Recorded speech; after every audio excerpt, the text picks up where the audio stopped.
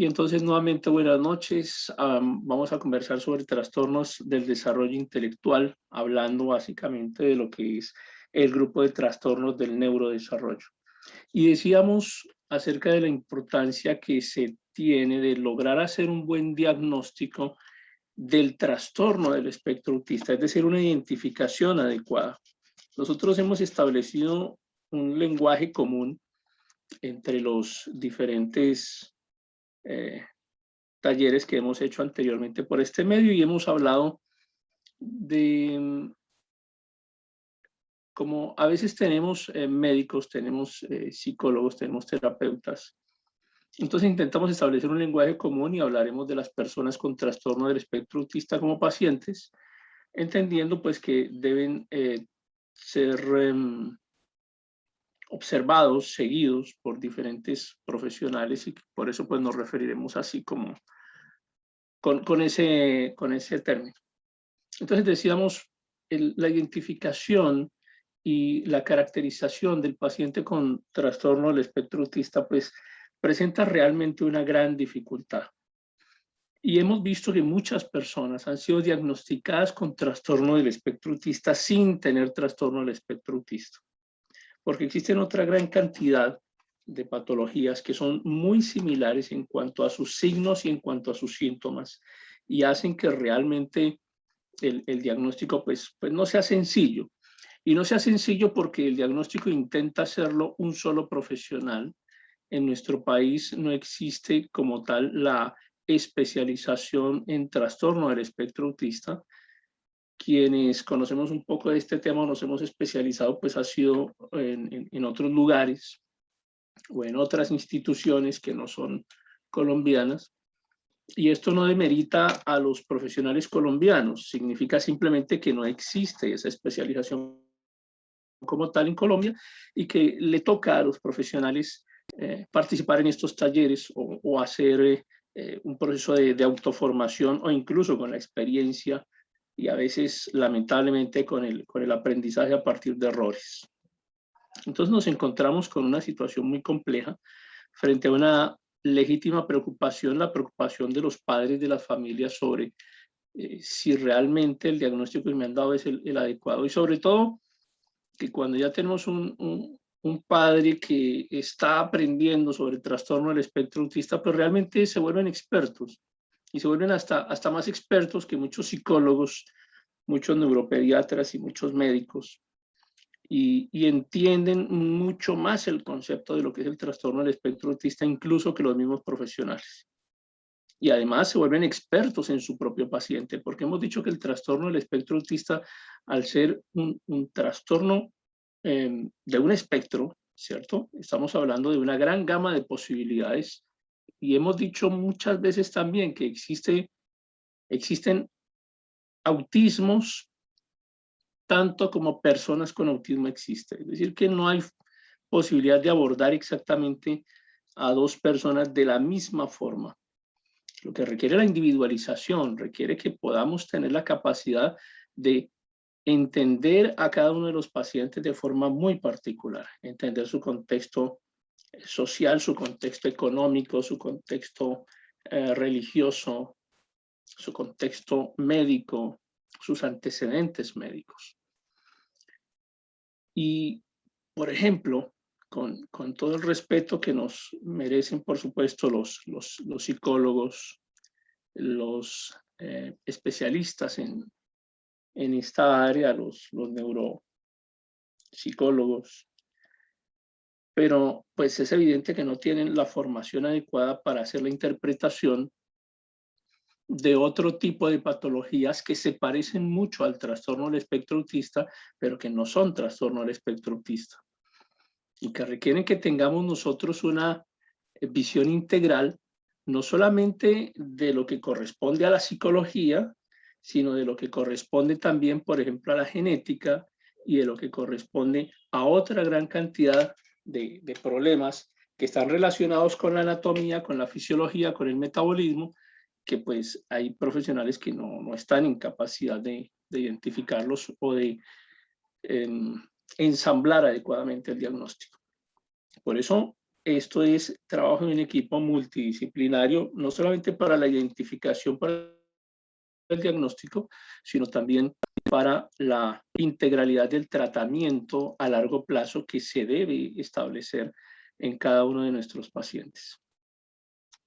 Entonces, entendiendo eso, vamos a partir de allí para poder hablar hoy acerca de los trastornos del desarrollo intelectual, porque no todos los casos de trastorno del espectro autista son autismo puro, sino que en algunos casos lo que tenemos es un trastorno del desarrollo intelectual que ha sido mal enfocado, confundido con un trastorno del espectro autista, y no tenemos a un paciente con autismo, sino tenemos un paciente con trastorno del desarrollo intelectual. Vamos a identificar cuáles son las causas de esos trastornos, cómo se evidencian, cuál es la presentación típica de ellos y cómo podemos tratar de lograr un diagnóstico diferencial que nos permita entender si realmente estamos ante un caso de autismo o estamos ante un caso de trastorno del desarrollo intelectual. Partiendo de ahí, entonces comenzamos a hacer la definición. ¿Qué es esa discapacidad intelectual? ¿Qué comprendemos como discapacidad intelectual o como trastorno del desarrollo intelectual? Y entonces decimos que son no una, sino que son muchas causas, y dentro de esas causas, digamos, generan una afectación que llamaremos así discapacidad intelectual, pero que realmente también son una gama, son un conjunto de formas de presentación que van siendo más o menos profundas de acuerdo con el caso específico que tenemos frente a nosotros. Pero sí, básicamente tenemos que entender que hay una capacidad intelectual y una capacidad adaptativa al medio académico que no está dentro del grupo de la neurotipicidad. Y volvemos a insistir que neurotípico es como lo que nosotros pudiésemos llamar normal, entendiendo la dificultad que ofrece el ajuste de ese concepto, que es normal, lo que para unos es normal, para otros no lo es, pero por eso utilizamos el concepto de neurotípico, lo que más se parece en el comportamiento al promedio de la mayoría de las personas. Entonces, hay un funcionamiento intelectual que está por debajo de esa neurotipicidad y que nos lleva a nosotros a entender que pues no se logran algunos objetivos que deberían lograrse con respecto a esa media, a ese promedio de lo que los neurotípicos normalmente hacen. Entonces ahí estamos hablando de que no es solamente la forma en la que se adquiere el conocimiento, sino el uso de ese conocimiento a largo plazo el que realmente nos termina por dar a entender que hay una diferencia entre ese promedio y el caso específico que estamos analizando. Entonces ahí comenzamos a identificar que la mayoría de nuestros pacientes no van a ser reconocidos, sino solamente hasta que llegan a la edad preescolar. Cuando ya llevamos a nuestros niños al jardín, al colegio, allá al preescolar, y comienzan los profesores a notar que nuestro niño no tiene las mismas habilidades que están mostrando el promedio de los otros demás niños neurotípicos. Y se hace evidente en ese momento porque no hay una exigencia dentro del medio del hogar, una exigencia a nivel académico que nos permite identificar más claramente ese concepto. No significa que no se den casos en los que los padres evidentemente se den cuenta pues que el paciente tiene una deficiencia en cuanto a la forma en la que adquiere el conocimiento, la calidad del conocimiento que se fija en ese cerebro. Sí, pues en algunos casos ocurre, pero lo que estamos diciendo es que en la mayoría de los casos es en esta etapa preescolar en donde logra evidenciarse la dificultad que puede llegar a tener nuestro paciente. Entonces, acá tenemos que acudir inicialmente a una recomendación que parece que es muy obvia, pero que realmente es necesaria, y es el tema del cuidado prenatal, porque pues a veces parece que como que a algunas mamás nuevas, pues no les hemos explicado ni socialmente ni desde el punto de vista científico cuál debe ser su cuidado en la etapa de gestación. El uso de los micronutrientes y la limitación del consumo, por ejemplo, de drogas alucinógenas, de alcohol o exposición a químicos, que terminan siendo causa también de problemas de discapacidad intelectual, pero que no son, digamos, tan fácilmente reconocibles por las personas, sobre todo madres jóvenes que parece que no les interesa, a algunas no les interesa un poco cuidarse lo suficiente y cuidar a su bebé. Y esa falta de cuidado es una de las principales causas de la discapacidad intelectual. Entonces, vamos a hablar es decir, necesitamos reconocer, primero, que hay una base genética que puede o no estar relacionada con el cuidado prenatal, pero también entender que parte de la genética puede verse afectada precisamente porque el cuidado prenatal no fue óptimo, y eso dispara las características genéticas que van a terminar de desarrollar la patología que estamos analizando en esta ocasión. Entonces, pues sí, acá necesitamos finalmente, teniendo en cuenta que ya hay un niño que tiene esa dificultad para el aprendizaje, y ahora, ¿qué hacemos con él? Necesitamos resolverlo de alguna forma. Ya no podemos regresar en el tiempo y tratar de mejorar el cuidado prenatal de la madre. Ahora lo que tenemos es un daño ya causado y necesitamos pues un apoyo que pues indudablemente tiene que partir desde los padres, porque sin ellos no se logra absolutamente nada. Un apoyo que tiene que ser dado por parte de la institución educativa a través de los docentes, que muchas veces tampoco han sido, lamentablemente no han sido preparados para atender estas dificultades, y que necesitamos pues hacer un proceso de formación adecuado con ellos, y en general de todo el personal que tiene que ver con salud para poder atender el problema que se nos está presentando. Antiguamente se utilizaba el término retraso mental en el diagnóstico, increíble que así aparecía en las historias clínicas. Impresión diagnóstica o diagnóstico, retraso mental. Y bueno, ya ese es un concepto que hoy no se utiliza bajo ningún término y se considera que es despectivo. De manera que, pues, también respetuosamente para todos ustedes, sobre todo los profesionales que van a tener que intervenir a los diferentes pacientes, pues el término definitivamente no es correcto utilizarlo, el término de retraso mental. Utilizamos el término discapacidad intelectual no simplemente porque sea un eufemismo, sino porque realmente no todas las personas que tienen una dificultad en el aprendizaje pues tienen un mismo nivel de dificultad, sino que hay diferentes grados. Entonces, al convertirse en un evento, primero, que puede modificarse, que puede ajustarse, que se puede mejorar realmente la condición de cada uno de los pacientes, pues no podemos hablar de un retraso mental, un concepto que es totalmente anacrónico y que definitivamente no puede ser utilizado por nadie en este momento. Entonces vamos a ver cuáles son esas causas, las causas de las discapacidades intelectuales. Y el primero de ellos, y seguramente el que más me interesa que recordemos en este instante, es el de los trastornos genéticos.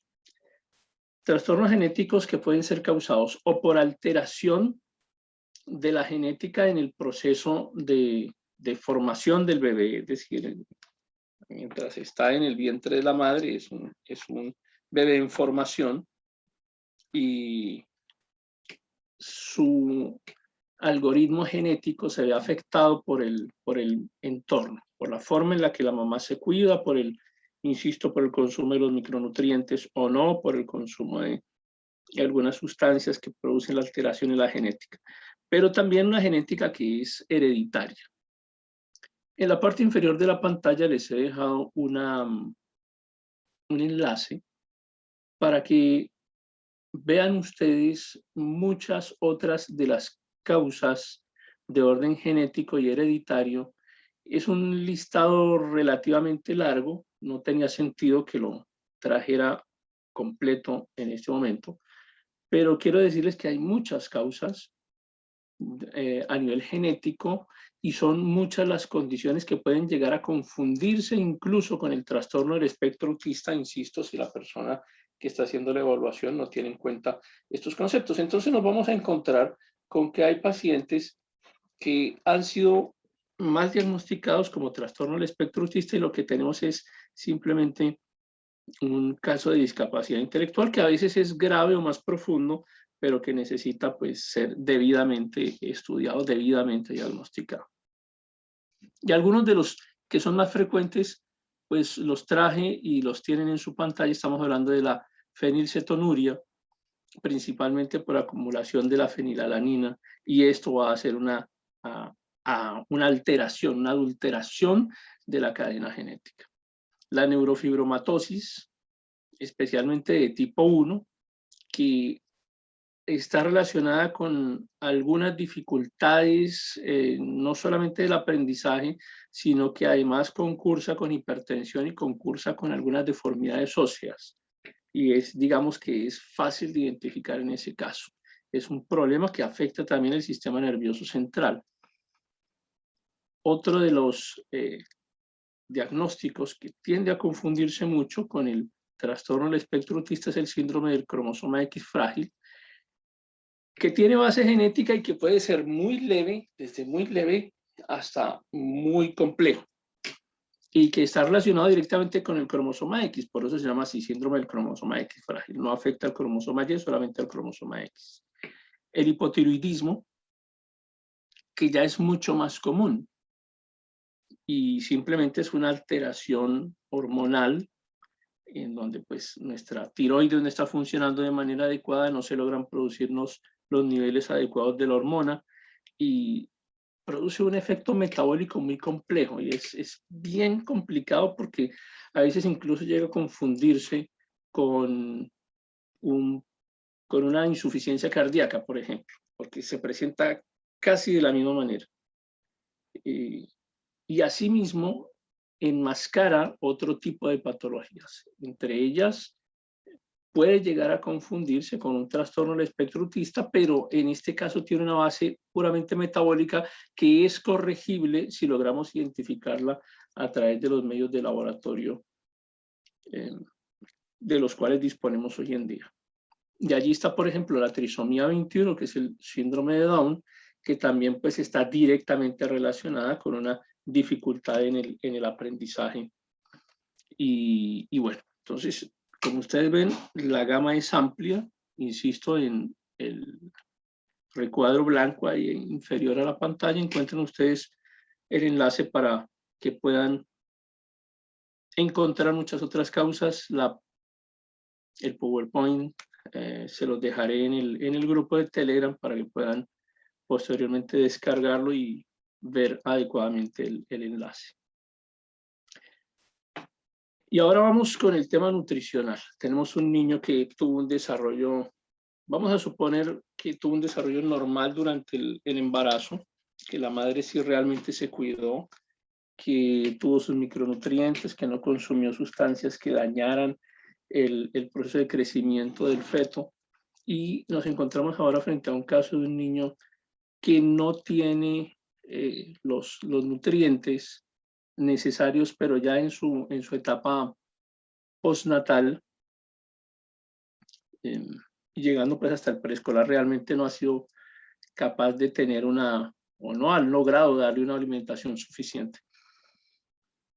Si un cerebro de un bebé no se alimenta adecuadamente durante los 5 primeros años, pues realmente lo que vamos a tener es un daño que es absolutamente irreversible. Ni porque después de los 5 años tengamos la mejor alimentación y los mejores suplementos, que se puedan imaginar, no vamos a lograr recuperar ese cerebro. Lamentablemente es un cerebro perdido ya, de forma definitiva. Y estoy hablando es en el sentido de que jamás va a llegar a tener un desarrollo intelectual como probablemente el que tiene usted que está escuchando este tema, porque pues no todas las personas van a tener primero el interés y segundo la posibilidad de seguir un tema de estos. Es decir, que para que usted lo haga, tiene un desarrollo intelectual que le permite seguir el curso de la charla. Pero una persona que tiene un déficit intelectual complejo producido por un trastorno nutricional en edad temprana, ese cerebro se dañó. No estamos diciendo que no pueda trabajar, sí va a trabajar, pero van a ser trabajos más relacionados con áreas no intelectuales. No quisiera yo caer en ningún tipo de prejuicio, pero quiero decir que serán más trabajos manuales, ¿sí? Porque no van a tener la posibilidad de lograr desarrollar pensamientos complejos ni muy elaborados. Entonces, esa desnutrición pues también puede causarse allá previo al nacimiento, es decir, una desnutrición prenatal, un niño mal alimentado desde la etapa prenatal. En nuestro medio encontramos que los cerebros que no logran alimentarse bien hasta los 5 años, pues tampoco logran hacer una buena conexión neurológica. Es decir, las neuronas no hacen una adecuada sinapsis y no se logran esos pensamientos complejos precisamente porque no crecen las neuronas ni en número ni en capacidad de hacer conexión entre ellas. Y ya llega un punto en donde jamás eso se va a lograr. Así que es importante que nuestros niños, pues, en lo posible tengan la adecuada alimentación nutricional porque, reitero, son cerebros perdidos que no vamos a tener la posibilidad de recuperar en ningún momento de la vida más adelante, ni porque mejoren las condiciones nutricionales no se va a poder.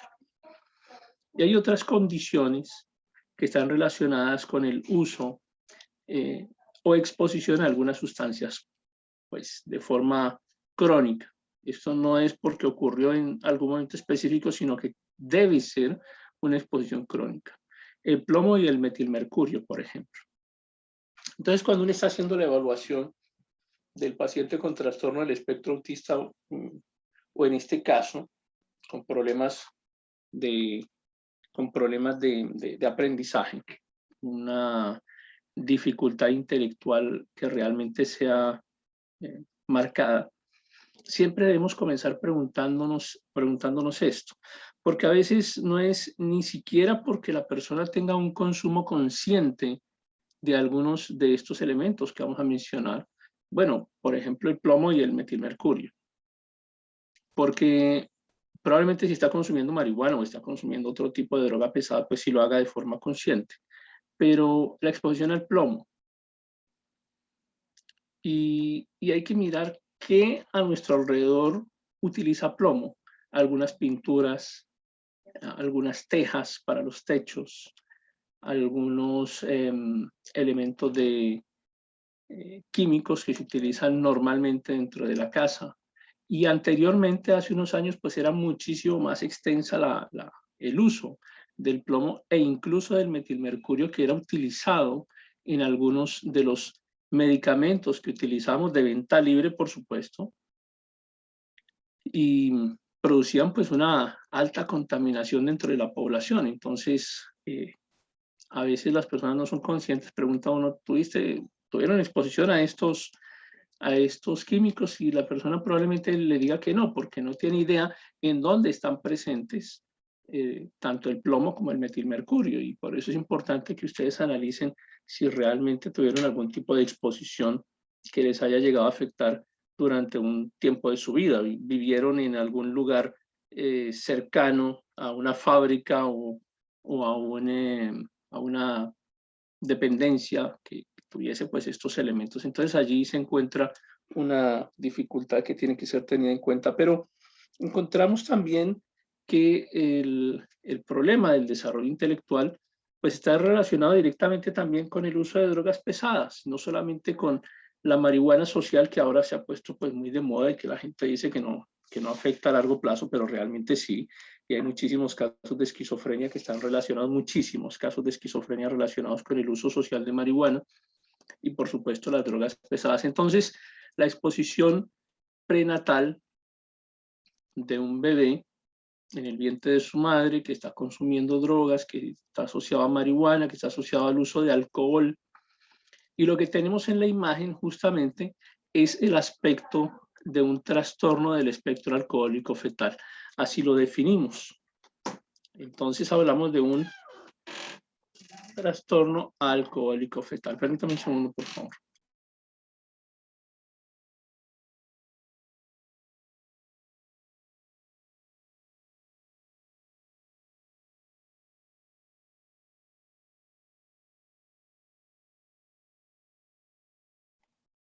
Las características básicamente son esas. Entonces, una persona, una mamá que no suspendió el uso del alcohol de cualquier tipo, cerveza o cualquier otra graduación de alcohol que ustedes quieran referir.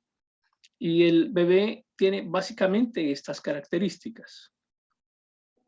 La cabeza, que es un poco más pequeña del promedio, la presencia de picantus, y ven ustedes que el perfil medio facial no es pronunciado, sino básicamente plano. No hay ese surco nasolabial encima de los labios, no se presenta o está muy disminuido, casi borrado el surco nasolabial. El labio superior resulta ser muy delgado con respecto al labio inferior, una mandíbula que está muy retraída. Ahora, no es el único caso en el que se produce ese subdesarrollo de la mandíbula, hay otras condiciones genéticas que la producen y que no están directamente relacionadas con el trastorno del espectro alcohólico fetal. Pero pues en este caso nos interesa referirlo.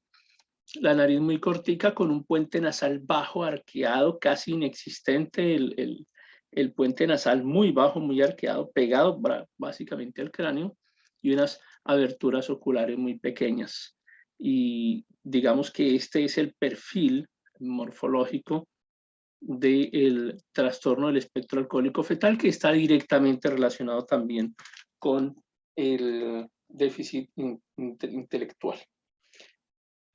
Y a veces uno tiene la posibilidad de encontrarse con algunos niños que han sido diagnosticados con TEA. Y cuando uno tiene la posibilidad de conocer al niño, a veces por fotografías, yo acostumbro regularmente pedir una fotografía de frente, como en este caso lo ven ahí en la imagen, pero también de perfil. Y pues preferiblemente tanto perfil izquierdo, perfil derecho, que nos permite hacer un comparativo. Y a veces es un indicativo de que hay algo genético también. Probablemente a quienes de ustedes sean psicólogos les pueda llegar a causar una dificultad inicialmente, pero por lo menos saben ahora que esto existe, y la sospecha los llevará a remitir a su paciente ante un médico para tratar de que generemos un perfil genético.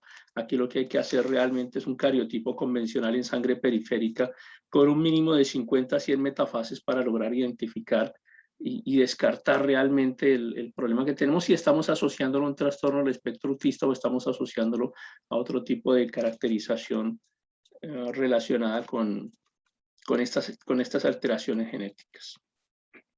Pero saben que existen además unos medicamentos que podemos llegar a consumir, o que pueden las mamás llegar a consumir, incluso con fórmula. Y ahí tenemos el caso de la fenitoína, del valproato, de la isotretinoína y algunos medicamentos que son utilizados para el tratamiento de diversos cánceres o clases de cánceres, que pueden alterar también el funcionamiento cerebral en fase prenatal, pero también pueden alterarlo incluso en fase postnatal. Es decir, una persona que esté expuesta de forma constante, sobre todo en la fase de la primera infancia, al uso de estos medicamentos, específicamente tendríamos que hablar de la fenitoína o del valproato para algunas afectaciones que pueda llegar a tener el paciente, terminan generando como efecto secundario un daño también a nivel del rendimiento intelectual. Y estamos hablando de medicamentos que son utilizados con fórmula médica, mucho más en los casos en los que nos toca, por ejemplo, tratar con pacientes, con señoras que tienen síndromes epilépticos y que necesitan el uso de este tipo de medicamentos. Y pues uno quisiera no darle a una mamá gestante, quisiera no darle ninguna clase de medicamento. Yo trato de no darles ni siquiera acetaminofén, como que acetaminofén es lo único que les formulo. Quisiera uno no darles nada, precisamente porque hay una gran cantidad de medicamentos que no está, a los que no se les ha hecho un seguimiento mediante grandes estudios de laboratorio, pero es que ¿cómo hacer estudios de laboratorio sin madres gestantes? No vamos a tomar a madres gestantes y decirles, bueno, vamos a probar este medicamento en ellas, a ver qué le pasa a los bebés cuando nazcan. O sea, es realmente, o sea, no hay forma de hacer un estudio científico de esa forma. Por eso desconocemos el uso de los efectos secundarios de muchos medicamentos en esta etapa prenatal.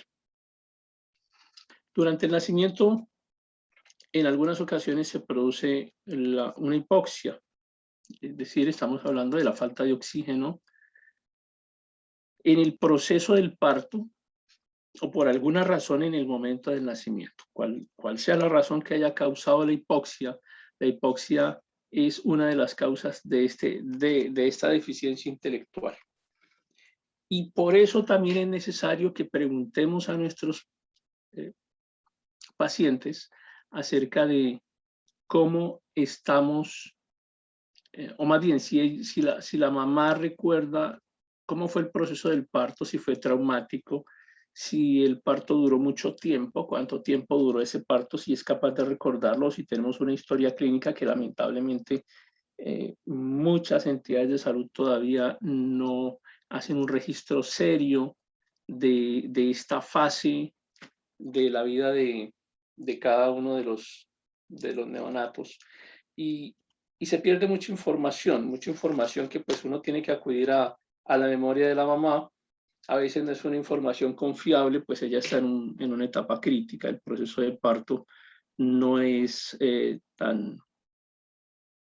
decir, definitivamente es traumático y a veces la memoria no colabora mucho, pero en lo posible identificar si el parto se produjo dentro de un tiempo relativamente normal, si fue un parto extenso, si además el bebé en el momento en que nació respiró bien, lloró, si fue necesario llevarlo a UCI, si le dieron aire, si le dieron oxígeno suplementario. Y otro tema que debemos recordar siempre es el momento del nacimiento, qué edad gestacional tenía para ese momento. Consideramos como prematuridad extrema las 28 semanas. Recuerden ustedes que sobre esta fase es que entendemos que el pulmón comienza a desarrollar su capacidad ventilatoria. Esto está relacionado también con el hecho de que en algunas legislaciones se considere la semana 28 como el punto de corte para el aborto, porque se estima que antes de la semana 28, sin ayuda externa, es muy difícil lograr que los pulmones logren procesar el oxígeno, hacer el intercambio de oxígeno adecuadamente mediante un proceso de respiración normal. Entonces, a veces es necesario inducir cuando estamos sobre la semana 28, incluso una semanita antes se puede inducir la adecuada respiración o por lo menos la tolerancia al oxígeno ambiente mediante unos medicamentos. Entonces vamos preparando los pulmones, madurando los pulmones para que se produzca un adecuado intercambio gaseoso ahí a nivel de los capilares de los pulmones. Pero pues ese proceso que llamamos maduración pulmonar no implica que en los casos en los que no se hace un adecuado trabajo con la mamá de preparación de esos pulmones del neonato o en este caso del feto, pues va a presentarse una deficiencia en el suministro de oxígeno. Y esa hipoxia está directamente relacionada con el déficit intelectual y en muchas ocasiones tiende a confundirse con el trastorno del espectro autista también. Entonces hemos encontrado personas que realmente lo que sufrieron en un momento determinado fue una hipoxia en el proceso del parto, en el momento en que estaban naciendo, y que con el paso del tiempo, pues el problema es que el déficit intelectual va generando diversos comportamientos que tienden con el tiempo a asemejarse a un trastorno del espectro autista.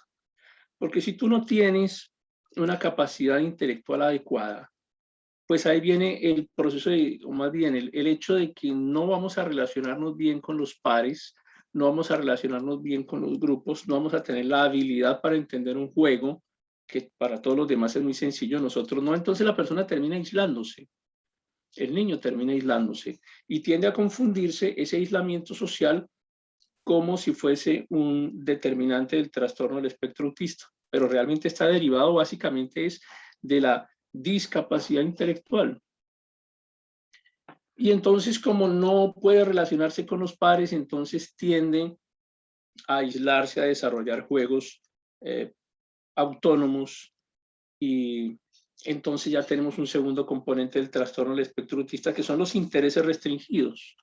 Entonces, fíjense cómo terminamos confundiendo diagnósticos simplemente por no conocer la historia clínica del paciente. Y aquí pues realmente es fundamental hacer la diferencia y hacer un diagnóstico adecuado, porque es que si a mi paciente que tuvo una hipoxia yo lo trato el resto de su vida como si fuera un paciente con trastorno del espectro autista, pero realmente estoy ante un paciente que tuvo un problema de falta de oxigenación en el momento del nacimiento, pues todo lo que yo haga al respecto va a estar mal enfocado a resolver unas dificultades que realmente no son prioritarias. Entonces es como si tuviera una fractura y estoy poniéndome medicamento para que me crezca el cabello. Estoy utilizando dos ejemplos extremos, pero realmente es lo que ocurre. Tengo un paciente que tiene una situación propia médica, pero lo estoy tratando para otra completamente diferente, y eso es lo que a veces nos ocurre con el diagnóstico. Insisto, porque en muchos casos los diagnósticos los hacen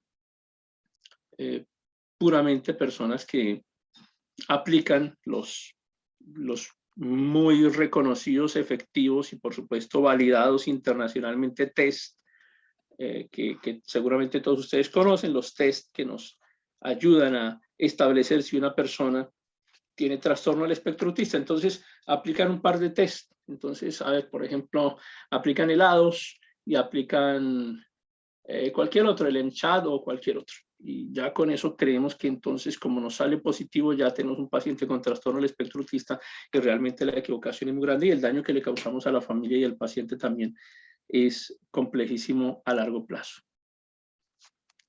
Pero después del nacimiento, también hay otras causas de esa discapacidad intelectual. Entonces tenemos, por ejemplo, la aparición de tumores cerebrales, que por supuesto nos van a afectar el funcionamiento del encéfalo, pero el tratamiento para esos tumores cerebrales pues es una causa en sí misma de discapacidad intelectual. Y a veces las mamás no recuerdan si el niño en fase bebé o en fase preescolar tuvo algún tipo de infección, alguna meningitis, alguna inflamación en el cerebro, una encefalitis, algo que realmente afectara en su momento. Una inflamación en el cerebro es muy grave. No es como si me inflamo una rodilla porque me acabo de golpear y ya después no pasó nada. No, las inflamaciones en el cerebro regularmente dejan consecuencias, así sean leves. Entonces, y mucho más una infección. Entonces, a veces las mamás no son muy eficientes tampoco en identificar, porque pues no son médicos. Y a veces los tratamientos incluso llegan a ser tratamientos de antibióticos caseros o uso en casa de antibióticos, sobre todo en nuestro medio que uno pues simplemente va a ni siquiera a la farmacia, uno llega a la tienda de la esquina y en la tienda puede conseguir cefalexina o puede conseguir cualquier otro tipo de antibiótico complejo. Entonces a veces la gente ni siquiera acude al médico.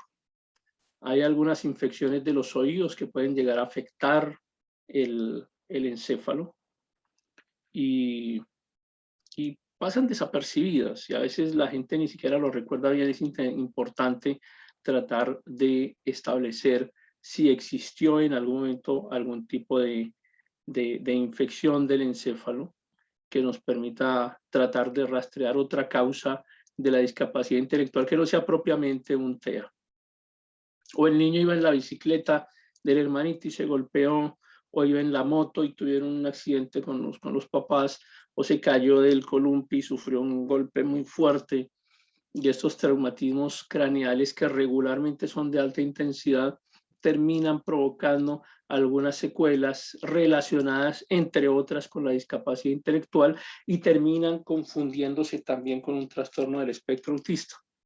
Ya habíamos hablado de la nutrición, por supuesto, pero ahora tenemos que hablar también de las secuelas que produce un abandono emocional que sea muy grave, un maltrato psicológico, un maltrato verbal, un maltrato físico, que también pueden llegar, ustedes quienes sean psicólogos entenderán que pueden llegar a influir notablemente en la capacidad intelectual de alguno de los niños. Entonces, y son daños que pues se producen y si no se atienden de forma eficiente, terminan estableciéndose a largo plazo en el funcionamiento óptimo de los cerebros.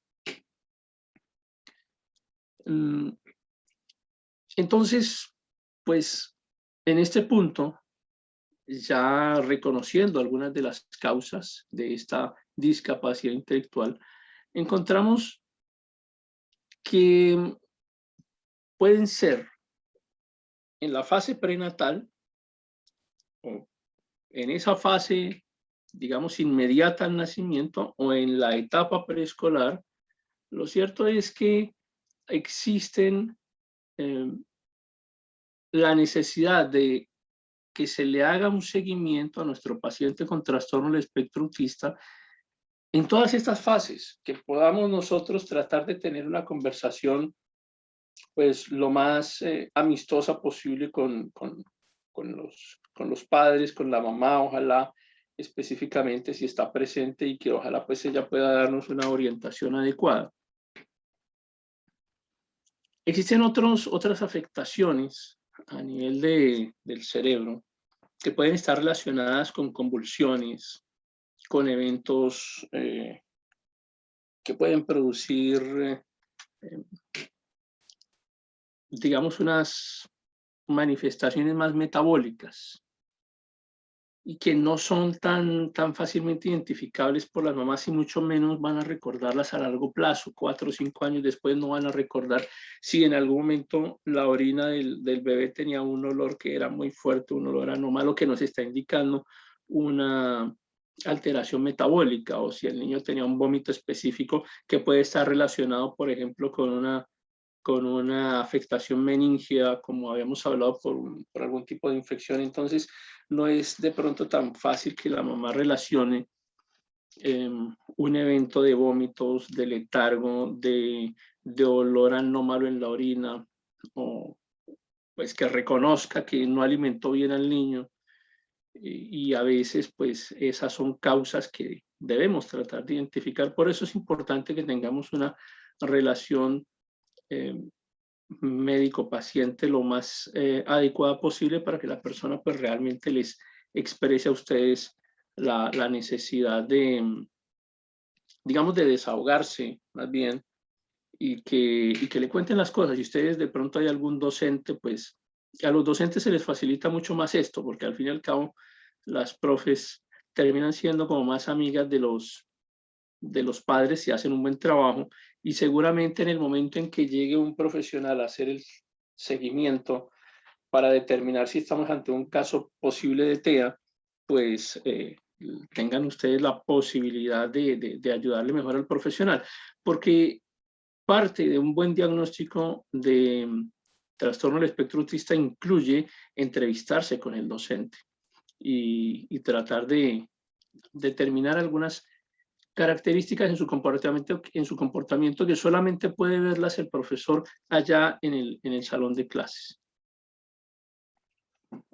Regularmente los niños con discapacidad intelectual los van a ver ustedes en el salón del preescolar como niños un poco más lentos en su parte motora y como que se demoran más en ejecutar ciertas tareas, y digo se demoran más no solo porque se demoren más en el momento en que usted le asigna una tarea para que realice, sino quiero decir que esa tarea en el tiempo, si debería realizarla a los 2 años de edad o a los 2 años y medio, se va a demorar un poco más. De pronto aparece a los 3 años o 4 años o 5 años, ya en casos pues mucho más complejos. Entonces, a ese nivel son los desarrollos tardíos y tienen dificultad, por ejemplo, para realizar órdenes simples como sentarse, levantarse, girar sobre su propio cuerpo. Y esas anomalías, pues regularmente también en algunos casos están relacionadas con esas afectaciones que vimos, no solamente de la forma de la cara, de la facie como tal, sino que ustedes notarán que en algunos casos hay unas afectaciones también en otras partes de su cuerpo. Por ejemplo, que las manos son mucho más pequeñas o los pies están extrañamente arqueados, las rodillas también, las piernitas están extrañamente arqueadas, ya sea hacia adentro o hacia afuera, y la forma de la carita no es como tan fina, sino que hay algunos rasgos que son un poco más bruscos. Entonces ustedes van relacionando como profes todos estos conceptos y seguramente también pueden ir dándoles algunas luces sobre el caso al que se están enfrentando.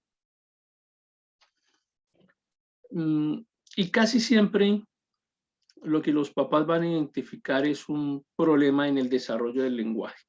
Entonces notan que el niño como que no habla o produce palabras en la edad promedio en la que las producirían niños que están dentro de la neurotipicidad. Entonces comienzan a hacer comparaciones. Y el niño de mi hermana o el niño de mi vecina comenzó a hablar, comenzó a decir ciertas palabras a cierta edad, en cambio mi hijo no está haciendo eso. Entonces, una de las características de la discapacidad intelectual precisamente es un retraso en el desarrollo del lenguaje. No logran usar muchas palabras, su vocabulario es muy limitado, no logran unir palabras y pues definitivamente se les dificulta hablar con frases mucho más complejas o completas, como la estructura gramatical no logra desarrollarse de forma adecuada. Y ahí, de la mano con eso, con ese problema que tenemos para el desarrollo del lenguaje, entonces es que comienza a confundirse y a desarrollarse el concepto de que mi hijo o de que mi paciente sí tiene un trastorno del espectro autista. Y miremos lo complejo de esto, porque tenemos un problema en el desarrollo del lenguaje. Y no tenemos un trastorno del espectro autista, lo que tenemos es una discapacidad intelectual que inicialmente se expresa como un retraso en el desarrollo del lenguaje. Entonces el niño no habla adecuadamente y como no habla, pues tiende a aislarse socialmente. Y eso ocurre no solamente en el entorno familiar, con los hermanitos, con los primos, o ya en el entorno escolar con sus pares. Como no logra expresarse, pues tampoco logra entender adecuadamente lo que otros le están expresando, y eso lo lleva al aislamiento social y eso lo lleva a generar rutinas propias. Unas rutinas que se convierten en un mecanismo de distracción, de defensa, de ocupación, y esas rutinas nos llevan a pensar entonces pues que realmente nos encontramos con un niño que no habla, con un niño que se aísla socialmente, con un niño que no está teniendo un adecuado desarrollo verbal, y aparte de eso, pues que ahora tiene unos intereses restringidos más o menos profundos. Y ya ahí tienen ustedes para que se confunda un cuadro de discapacidad intelectual con un trastorno del espectro autista. Claramente ocurre, y he visto, bueno, no solo yo, seguramente muchos profesionales han tenido en sus manos historias clínicas que definitivamente pues fueron mal enfocadas, con unos diagnósticos equivocados, y nos estamos encontrando frente a una discapacidad intelectual que fue diagnosticada como un trastorno del espectro autista, y no solo eso, sino que además entonces, pues como el niño, el bebé no tiene la capacidad de comunicarse adecuadamente, termina expresándose con rabia, con frustración, porque no le están entendiendo y él tampoco está entendiendo lo que le quieren decir, y comienza a expresar esa frustración, esa rabia con violencia, de pronto con la intención de golpear a sus compañeros o a sus padres, o manifestarse de otra forma, lanzar cosas, golpear cosas. Entonces lo llevan al psiquiatra, y el psiquiatra comienza a ponerles medicamentos de uso psiquiátrico para tratar de controlar algo que simplemente surge a partir de una discapacidad intelectual. Y miren hasta dónde ya estamos llegando con medicamentos psiquiátricos, básicamente por no entender lo que estaba pasando con el paciente desde la fase que se necesitaba. Entonces ese desarrollo social termina enlenteciéndose y termina generando un deterioro cognitivo a largo plazo, y por supuesto, pues si ya tenemos un diagnóstico como trastorno del espectro autista, pues como que la gente dice, aquí ya no hay nada que hacer, entonces ya no hagamos nada por la deficiencia del lenguaje, o comencemos a trabajarle terapias, o aceptemos la situación, y bueno, ya está clasificado como autismo. Entonces dejamos de hacer una cantidad de cosas que pudieran ayudar a nuestro paciente, pero que no van a ocurrir nunca porque ya tiene un diagnóstico equivocado. Y solamente algunos papás comienzan a pensar y al volverse tan expertos en el tema del autismo y a investigar, comienzan a sospechar y a decir, pero yo siento que realmente acá mi hija no cumple con estos criterios, me parece que deberíamos hacer algo más. No es fácil. Y no es fácil porque para pensar eso, pues, insisto, necesita que usted tenga un nivel intelectual que le permita sacar sus conclusiones, que le permita leer, que le permita analizar. Y en muchos casos, pues, nuestra población no tiene la formación académica, no tiene la capacidad de lectura, no tiene la capacidad de investigación. Y si un médico le dice, o un psicólogo le dice que el niño tiene esa condición, pues la va a aceptar. Pues igual que se van a poner a discutir con alguien que se supone que es experto en el tema. Entonces, eso es lo que nos lleva pues un poco a este tema de hoy, la necesidad de hacer un buen diagnóstico diferencial para no caer en ese tipo de equivocaciones. Por supuesto que ya llega a la fase escolar, el niño llega a su jardín infantil, la profesora nota que no está socializando, la profesora nota que el niño no está obedeciendo órdenes, que no está comprendiendo, que no es capaz de mantener una conversación fluida, que no es capaz de responder o de continuar, de seguir una charla normal, y bueno, la deriva al psicólogo del colegio, y acá regularmente hay una falla crítica, y es que seguimos únicamente orientándonos por el área del estudio de la mente, sin haber estudiado todo lo metabólico, todo lo físico, todo lo genético, que puede orientarnos pues, en un diagnóstico mucho más preciso. El daño que se le produce a las familias y a los pacientes realmente es irreversible, y a veces los acompaña toda la vida. Entonces, ¿cómo no va a tener una crisis explosiva un niño que intenta pedir comida, que intenta decir que tiene sed, que tiene calor, o que le está sucediendo cualquier otra cosa, y que nadie le pone atención? Pues va a reaccionar de forma violenta, va a reaccionar incluso con agresión física hacia otras personas o hacia él mismo. Entonces, eso va a derivar en que tenemos una estadística que nos dice que entre el 20 y el 35% de las personas con deficiencia intelectual pues van a terminar presentando otros problemas de salud mental. Ahí sí, ese cerebro que seguramente le hubiésemos podido ayudar de mejor manera, ahora definitivamente ya está viéndose afectado realmente por otros trastornos de la salud mental, pero derivados y como consecuencia de una mala atención y de un mal trabajo que se hizo con respecto a la identificación del caso, al diagnóstico específico.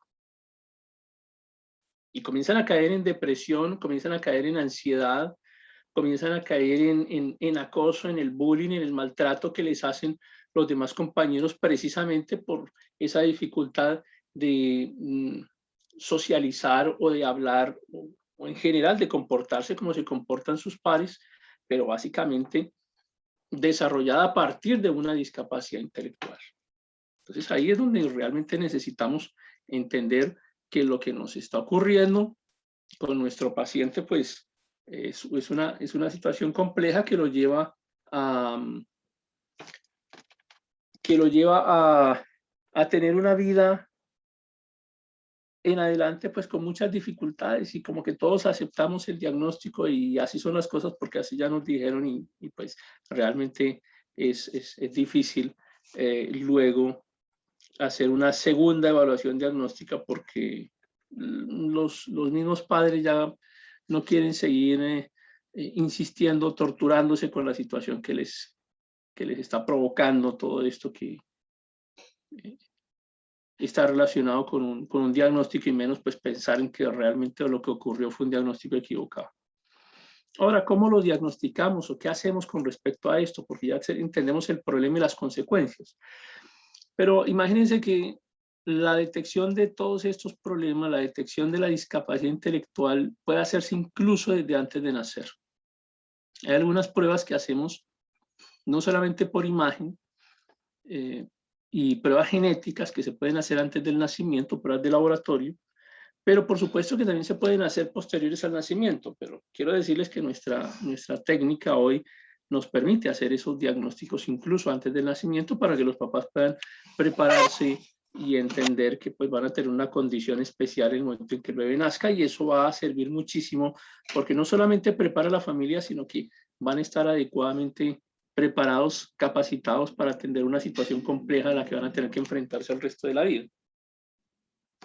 Ya más grandecitos los bebés, pues en ellos podemos aplicar diferentes pruebas que nos permiten clasificar su eficiencia intelectual, unas pruebas llamadas de aplicación práctica y de entrevistas. Y también ya en la edad de preescolar o en edad adulta incluso podemos hacer pruebas genéticas y pruebas de laboratorio que nos permitan tratar de mejorar el diagnóstico final. Si bien es cierto que una situación de discapacidad o de deficiencia intelectual podamos considerarla en algún momento como irreversible, sobre todo si tiene una base genética, si ha sido producida por una desnutrición infantil severa, que ya dijimos que ese cerebro no lo vamos a poder recuperar nunca más, pues de todas maneras establecer un adecuado diagnóstico, en este caso decir no estamos ante un caso de trastorno del espectro autista, realmente estamos ante un caso de una discapacidad intelectual, pues eso nos va a permitir mejorar la evolución del paciente, nos va a permitir planear actividades, nos va a permitir mejorar las estrategias que utilizamos, asesorar adecuadamente a los padres, trabajar bien con el paciente, con el niño, les va a permitir a ustedes mejorar las condiciones de vida de cada uno de los pacientes porque realmente tienen claro cuál es el diagnóstico, y eso pues definitivamente mejora el pronóstico a largo plazo. A nivel de la detección prenatal, pues encontramos diversas pruebas diagnósticas, entre ellas pues, las imágenes, la ecografía, por supuesto, que es una gran ayuda. A través de la ecografía podemos encontrar, por ejemplo, la luminiscencia nucal o algunas otras características que nos indican si realmente el paciente ya viene con una dificultad, con una anomalía genética, pero podemos hacer una amniocentesis, podemos tomar líquido de la bolsa en la que está nadando el bebé con el fin de determinar si hay alguna anomalía genética, una biopsia de vellosidades coriónicas. Hay una prueba que se llama el cribado cuádruple que nos permite claramente identificar algunas de las patologías que están relacionadas con discapacidad intelectual, y todo esto se puede hacer antes del nacimiento. Entonces, ahí podemos identificar si el bebé viene con un daño en el tubo neural, si hay una trisomía 21, si hay una trisomía 18, que insisto son patologías que están directamente relacionadas con esa discapacidad intelectual. Entonces, hay que tener en cuenta que la edad de la mamá y la edad del papá pues son características para que se presente una discapacidad intelectual. Se estima que sobre los 35 años hay un alto riesgo de que el bebé tenga una discapacidad intelectual. Entonces, la recomendación es que se tengan bebés a una edad inferior a 35. No estamos diciendo que es absolutamente probable que una mamá que tenga un bebé por encima de los 35 años, obligatoriamente el niño tenga una discapacidad intelectual. No es eso lo que se quiere decir. Lo que estamos diciendo es que se eleva el riesgo. Pero sí hay una fuerte asociación entre la edad de la mamá y la edad del papá con el trastorno del espectro autista. A más edad de los padres, hay una relación muy fuerte, una asociación muy fuerte con el trastorno del espectro autista, pero también con otras anomalías genéticas. Estamos hablando del síndrome de Down o la misma trisomía 18. Y por supuesto, la falta de micronutrientes muy asociada con los defectos del tubo neural. Entonces, esos micronutrientes, las pastillitas esas que saben espantoso y que no le gustan a las señoras cuando están embarazadas, pues ellas realmente son las que ayudan para que no se presenten más adelante estos trastornos metabólicos complejos. Ya entonces después podemos utilizar ya en una fase más avanzada y hemos identificado, y existen en internet, ustedes pueden encontrar muchísimas tablas que nos hablan de los hitos del desarrollo. Así se llaman, hitos del desarrollo. Ustedes los buscan en internet y seguramente en muchos lugares van a encontrar sobre ellos. Los hitos del desarrollo nos dicen qué debería estar haciendo un bebé en cada mes de su vida, y si se quiere, y si queremos ser muy precisos, incluso en cada semana, pero podemos hacerlo por meses. Entonces, ¿qué debemos estar haciendo a los 6 meses, a los 9 meses, a los 12 meses? ¿En qué momento comienza a desarrollarse el habla? ¿En qué momento comenzamos a gatear, a caminar? Entonces, esos puntos clave, que llamamos así hitos del desarrollo, podemos compararlos entre lo que es típico y lo que está pasando con nuestro paciente o con nuestro bebé, y comenzamos a hacer ese comparativo y nos damos cuenta que sí que está dentro de la fase adecuada o que se está quedando un poquito, que está teniendo un problema de desarrollo. Y para eso no necesitamos sino observación. Ustedes como profes, como psicólogos, como médicos, no necesitamos sino observación y aplicar pues lo que ya existe, porque eso ya está inventado, no necesitamos ponernos a inventar nada acá. Ya existen esas fases del desarrollo físico, del neurodesarrollo, del desarrollo de las habilidades cognitivas, verbales, motoras. Eso ya está inventado. Lo único que necesitamos es observar a nuestro paciente y compararlo con lo que ya existe. Y así pues hacemos un cribado que nos va a permitir posteriormente derivar a consultas más especializadas si se llega a requerir. También existen unas pruebas ya más enfocadas hacia el aspecto intelectual y hacia pues, otras habilidades motoras que estén relacionadas también con el aspecto intelectual, y comenzamos a desarrollar esas entrevistas que pueden hacer los docentes, entrevistas con los papás, mirar el niño, hablar con el abuelo, con la abuela, mirar cómo se desarrolla con los padres, hacer un ejercicio de observación en casa, hacer un ejercicio de observación en el colegio. Y hay unos cuestionarios que son larguísimos, complejos en el sentido no de que sean difíciles, complejos en el sentido de que son extensos y a veces no son tan fáciles de aplicar a pesar de que las preguntas son muy sencillas. Requieren tiempo, requieren tranquilidad, requieren memoria, requieren que la persona pues tenga voluntad de completar esos formatos, que son claves realmente para ustedes que son psicólogos, y para las personas que van a hacer este tipo de observación, pues ya ustedes son expertos en la aplicación de estas herramientas y se van a dar cuenta que en algunos casos son herramientas mal utilizadas porque a veces las personas los completan simplemente por pasar el rato o no lo hacen a conciencia y terminan orientando un diagnóstico equivocado. Ahora hablemos un poco del pronóstico. Y ya hemos hablado de que aquí coexisten diferentes problemas de tipo orgánico y cuando tenemos una base genética y una base orgánica, pues uno tiene que ser cuidadoso con esto, pero también no engañar a la gente. Las cosas hay que decirlas también con la mayor discreción, con el mayor cuidado, pero cuando existe una discapacidad intelectual que coexiste con otros graves problemas orgánicos, se disminuye la esperanza de vida. Entonces, las personas con discapacidad intelectual, pues primero son más propensas a que necesiten la ayuda de su familia durante el resto de su vida. Pero la esperanza de vida, cuando, insisto, tiene una base orgánica, una base genética, pues la esperanza de vida disminuye y en algunos casos notablemente. Y en eso pues hay que ser claro también y ser muy cauteloso al decirle eso a las personas, a los padres, porque evidentemente van a ser muy sensibles al respecto, pero la gente tiene que ser consciente de esta situación. Algunas personas van a tener una discapacidad tan marcada que no van a tener la posibilidad de hacer una vida independiente como quisiéramos.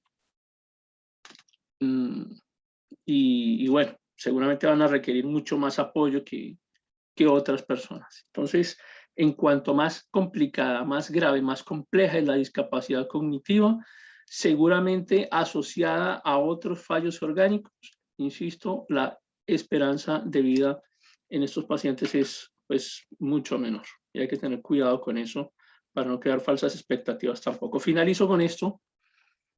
No hay, digamos, una prueba específica que nos diga, esta es la prueba gold estándar de discapacidad intelectual. Eso no existe. Lo que existe es el análisis de todo lo que les he mencionado durante el transcurso de esta charla, el análisis integral completo. Es un análisis que, fíjense, que parte incluso desde la historia clínica prenatal y de la historia de la mamá de la familia, y a veces tenemos que devolvernos un poco más y preguntar por los padres, por los abuelos, por algún tipo de relación laboral, en dónde vivían, en qué condiciones. Entonces esto es mucho más extenso que simplemente aplicar un formato, un formulario y llegar a una conclusión a partir de un formulario sin observación de todos estos elementos que son absolutamente necesarios. Hay una exclusión diagnóstica que es la demencia, y les dejo en la parte inferior derecha la referencia para quienes quieran hacer una investigación aquí al respecto. Permítame un segundo, suspendo la grabación y si hay alguien que tenga alguna pregunta, con mucho gusto.